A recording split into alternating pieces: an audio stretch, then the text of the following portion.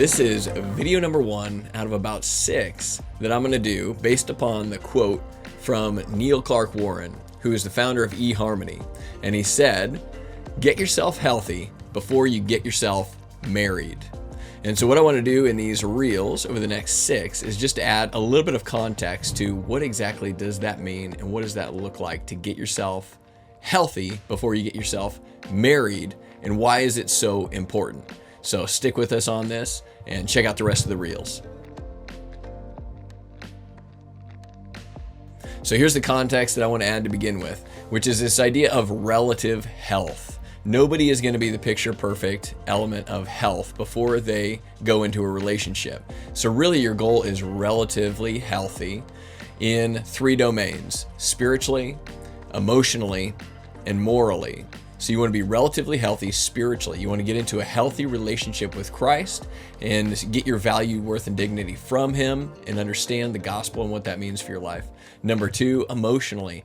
Get into some counseling. Talk through past emotional traumas, hurts, habits, and hang-ups that you may have, and deal with those and address those before they overhaul your relationships in the future. And then number 3, morally. Establish healthy boundaries in your life so you can live out the moral expectations you have. I want to actually give you another quote from Pastor Louis Giglio, who said, "It's okay to bring baggage into a relationship. We all do. But you want to make sure that you limit the amount of baggage you bring to what can fit in the overhead compartment above you and underneath your feet in front of you." The point of that is that you do need to deal with your hurts, habits, and hangups so that you limit the amount of baggage. You don't want to be coming into relationships having to check a bunch of bags. You want to be able to have the level of baggage that is manageable, that can be carried and identified. And so beyond that is too much. You need to stop, process, work through it, and then come back to the dating scene when you've made some progress. Quote from Les and Leslie Parrott, who said, "A relationship is only as healthy as the least healthy person in it." So what do they mean by that? Well, what they're implying is that if you're counting on this other person's spiritual, emotional, and moral health to cover for your lack, then you're going to be sorely disappointed. Is that the relationship falls to the least healthy person rather than rising to the healthiest. So you need to do what you can to raise your level of health across the board, relatively speaking, so you can join into a healthy and compatible relationship moving forward. Another quote from Les and Leslie Parrott, who said that if you try to find intimacy with another person before achieving a sense of wholeness on your own, then all your relationships become an attempt to complete yourself. So this is another step towards being relatively healthy spiritually, emotionally, and morally, so that you can have value, worth, and dignity in Christ. You can have a sense of completeness in Him and in Christ alone.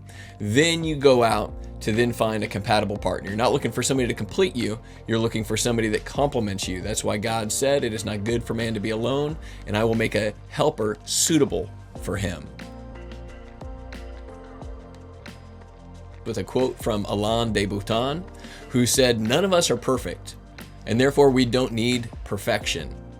In fact, the demand for perfection will lead you to only one place: loneliness." Is that you cannot have perfection and company. In fact, to be in company of another person is to be constantly negotiating our imperfections together. And it's a great way to signal this idea that, again, you don't have to get to 100% health. You don't have to get to 100% perfection. We just need to work through hurts, habits, and hangups and get to a place where we can be comfortable in who we are and around another person. I just want to wrap this up by just saying, when we do that, when we work through our hurts, habits, and hangups, we actually go to Christ, as well as maybe, if necessary, a counselor, a spiritual mentor, a friend, to be able to work through some of those issues, that then we for the first time, can really begin to engage in relationships out of the fullness of our life rather than out of the emptiness in our life. And when we do that, We are able to, the first time, be able to give in relationships and not just take. We have the opportunity to be a fountain and not a drain. And then you become incredibly compatible and incredibly contributing to being a suitable helper to someone else, and then someone else being a suitable helper to you. Hey, as a thank you for watching, liking, and subscribing, we got a free download just for you with a link in the description below. It's our 5 keys to successful dating cheat sheet. You're not going to want to miss these 5 critical components to attracting, dating, and marrying a godly spouse. So enjoy, God bless, and we'll see you in the next video.